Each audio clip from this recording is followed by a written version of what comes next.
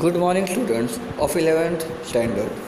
So, today we are going to start our textbook of English with the chapter of unit number 4, and the title of the chapter is Mind, Body, and Medicine. So, let's start the chapter. If we look at different people in the world around us, we observe that all of us are not all alike. सो इसमें ये कह रहे हैं कि इस तरह से कि अगर हम अपने आसपास देखते हैं जो लोग हैं, जितने भी लोग हैं, सब पर्सन क्या है अलग अलग तरह से हैं, उनके नेचर के अकॉर्डिंग, उनके अपीयरेंस के अकॉर्डिंग, हर तरह से हर पर्सन अलग अलग है, कोई भी एक जैसे नहीं है। Each one of us is different in many ways. हर व्यक्ति जो है अलग अलग तरह से किसी न भी किसी तरह से अलग है, बोथ फिजिकली एंड मेंटली, शारीरिक रूप से भी और मानसिक रूप से भी। We ought to understand our own nature and the nature of others for our own happiness and well-being in life. तो we ought to understand our own nature, हमें अपना खुद का जो नेचर है, स्वभाव है, वो समझने की ज़रूरत है। and the nature of others for our own happiness, और दूसरों का नेचर समझने की ज़रूरत है, क्यों? हमारे खुद के happiness and well-being in life में।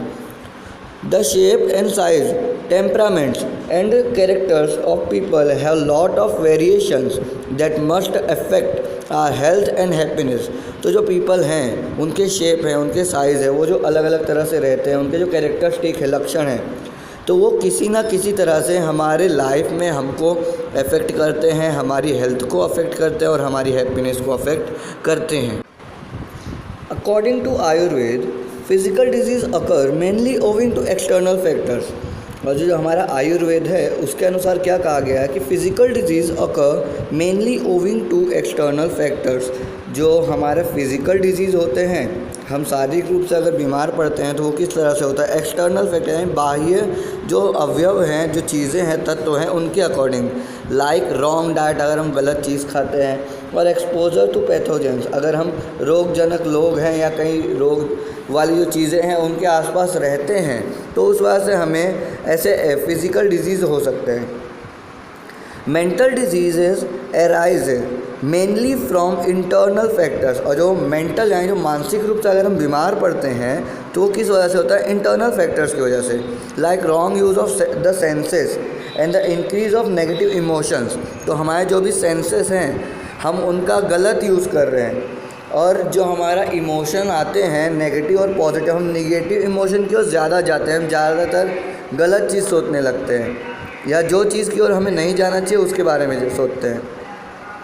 We ought to develop the habit of positive thinking, और इसके लिए हमें क्या है, जो हमारी पॉजिटिव थिंकिंग है, सकारात्मक सोच, उसको बढ़ाना बहुत ज़रूरी है। It has a good positive effect on our emotions. इसका क्या बहुत ही पॉजिटिव इफ़ेक्ट पड़ता है किस पे? हमारे जो इमोशंस, भावनाएं हैं, उस पर।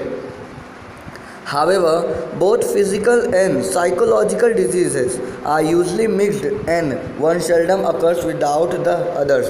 तो कभी कभी क्या होता है कि जो हमारे फिज़िकल हैं और साइकोलॉजिकल, जो हम मानसिक और शारीरिक जो दोनों बीमारियाँ कभी कभी मिक्स होकर आती हैं, तो कभी कभी इंडिविजुअल आती हैं वो, और ये बीमारियाँ हमें देखने को मिलती हैं।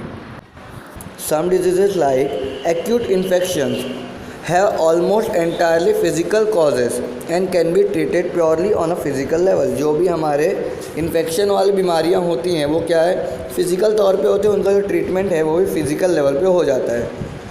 हावेवर जैसे कि most diseases have psychological cause and all lasting diseases have psychological effect. और जो भी हमारे साइकोलॉजिकल कॉज से होने वाली बीमारियाँ हैं उनका जो इफ़ेक्ट है वो साइकोलॉजिकल ही होता है। A physical disease disturbs the emotions and weakens the senses। तो फिज़िकल डिजीज़ से क्या होता है? हमारे जो इमोशंस होते हैं वो डिस्टर्ब हो जाए, हमारी भावनाएं डिस्टर्ब होने लगती हैं, और जो भी हमारे सेंसेस हैं, काम करने वाले सेंसेस हैं, वो कमज़ोर पड़ने लगते हैं। विच में रिज़ल्ट इनटू फिज़िकल ट्रबल्स, और उसकी वजह से हमें क्या है? शारीरिक मुश्किलों का सामना करना पड़ता है। They lead to dietary problems, strain the heart and nervous and weaken the physical body। उसके वजह से हमें डाइट वाली प्रॉब्लम्स होने लगती हैं, हमारा जो हार्ट है और नर्वस सिस्टम है वो वीक होने लगता है, और हमारी बॉडी जो है, इन शॉर्ट हमारी जो पूरी बॉडी है वो वीक होने लगती है। In the modern developed world our problems are mainly psychological. और जो हमारे मॉडर्न वर्ल्ड की अगर हम बात करें तो यहाँ पे हमारे जो प्रॉब्लम्स है मेनली क्या है, साइकोलॉजिकल, यानी दिमागी रूप से जो बीमारियाँ आ रही है उनके ऊपर है। वी हैव सफिशिएंट फूड, हमारे पास फूड तो है, क्लॉथिंग है, शेल्टर है, रोटी कपड़ा मकान है, which prevent us from getting most physical diseases, जिसकी वजह से हमें क्या जो फिजिकल डिजीजेज होते हैं वो होने से बच जाते हैं। दो लेकिन फिर भी क्या, most of us have no major physical problems, और हमारे पास क्या है ज़्यादा बड़ी मेजर क्या प्रॉब्लम नहीं है, कौन से फिजिकल वाली या शारीरिक वाली। We still suffer from psychological unrest, लेकिन क्या है हम साइकोलॉजिकल मानसिक रूप से क्या है स्वस्थ नहीं है। This unrest may manifest as feeling of loneliness, ये किस तरह से हो सकता है, अकेलेपन की वजह से ये हो सकता है। नॉट बीइंग लव्ड और अप्रिशिएटेड, किसी के द्वारा प्यार ना किए जाने पे या हमारे काम की सराहना ना करने पे हम डिप्रेशन में चले जाते हैं, या कोई गुस्सा होता है, हमें कोई चिंता होती है, हमें एंजाइटी होती है, जिसकी वजह से क्या हम अंदर ही अंदर घुटने लगते हैं, और ये सब क्या है एक तरह से आगे चल के हमारे दिमाग पे असर करती है और एक मानसिक बीमारी का रूप ले लेती है। It can lead to the weakening of our physical energy, और इस तरह से ये जो हमारी साइकोलॉजिकल बीमारी है आगे चल के क्या हो सकती है, हमारी जो फिज़िकल एनर्जी है उस पर असर कर सकती है। And prevent us from doing what we really want to do, और हम जो करना चाहते हैं वो हमें करने से वो रोक सकती है और हमारे काम में बाधा दे सकती है। तो इस तरह से जो हमारे साइकोलॉजिकल बीमारी है, साइकोलॉजिकल ये मानसिक रूप से तो असर करती है, लेकिन आगे चल के फिज़िकली तौर पर भी हमारे शरीर पे भी ये असर करती है। Our very way of life breeds unhappiness, हमारी जो ज़्यादातर ज़िंदगी है वो अनहैप्पीनेस से भर चुकी है। We have hectic and unstable routines in which there is little peace और कंटेंटमेंट, हमने जो हमारी ज़िंदगी है शांति भरी उसको हिला दिया है पूरी तरह से, उसमें ज़रा से भी शांति अब देखने को हमको मिलती नहीं है। We have disturbed organic roots of life, जो हमारी लाइफ है उसको जैसा होना चाहिए, सपोज़ हम कहते हैं कि 8 घंटे 7 घंटे की नींद लेनी चाहिए, तो वैसा हम करते नहीं हैं। हम किसी ना किसी तरह से वैसी नींद नहीं ले पाते, अपने शरीर को उतना आराम नहीं देते हैं। तो इस तरह से ऐसे हम बहुत सारी चीज़ें करते हैं जो कि हमारे जो ऑर्गेनिक रूट्स है लाइफ की उसको हम डिस्टर्ब कर रहे हैं उसके अकॉर्डिंग। और कैसे कैसे हमको कहा गया कि like good food, water, air and a happy family life, ये सब चीज़ें हम आजकल मेंटेन नहीं कर पाते हैं। क्या कि हमें अच्छा फूड नहीं मिल रहा है, अच्छी एयर नहीं मिल रहा है, अच्छी वाटर नहीं मिल रही है, और क्या जो हमारा हैप्पी फैमिली लाइफ होता है वो हम नहीं कर पा रहे हैं सही से। We live in an artificial world dominated by an urban landscape and mass media, हम क्या एक नकली दुनिया में रह रहे हैं, नकली सोसाइटी है ये, जैसा इसको होना चाहिए वैसा नहीं है। ये किसके द्वारा चलाया जा रहा है, ये जो हमारे आजकल मनुष्य चल रहा है उसके द्वारा चलाया जा रहा है। सब मास मीडिया यानी मीडिया के से सब कुछ घिर चुका है, सब चीज़ आजकल हम मीडिया पे देख सकते हैं। There is little to nourish the soul, हमारे पास क्या है कुछ ही समय है हमारे सोल के लिए। We always desire new things and are seldom content with what we have, हम हमेशा क्या है हमें कुछ ना कुछ नया चाहिए होता है, और जिसमें जो चीज़ है हमारे पास उसमें हम क्या है संतुष्ट नहीं हो सकते हैं।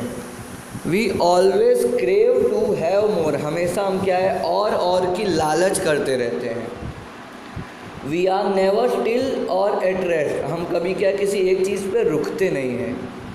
Uh medicine is more a quick fix to keep us going in our wrong way, और जो हम मेडिसिन लेते रहते हैं वो क्या है हमारे इस गलत राह पे जाने में हमारी मदद कर रहा है। हम लाइफ को ज़रा सा भी होल्ड नहीं दे रहे हैं, रेस्ट नहीं कर रहे हैं, और की चाह में और चाहिए, मोर एंड मोर की चाह में आगे बढ़ते ही जा रहे हैं।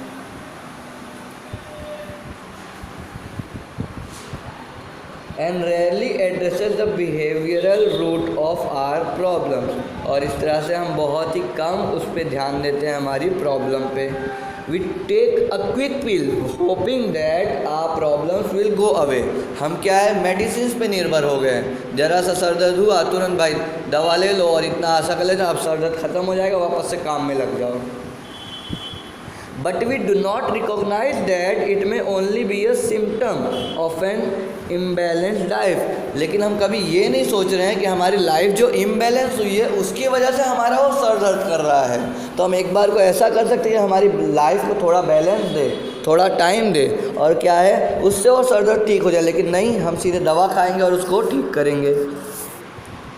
It is a warning light that we must notice. और ये क्या है, हमारी ज़िंदगी की तरफ से एक वार्निंग के जैसे, जिसको हमें नोटिस करना ज़रूरी है, वरना आगे चल के ये फिज़िकल और मेंटल दोनों तरह के डिसऑर्डर भी बन सकते हैं।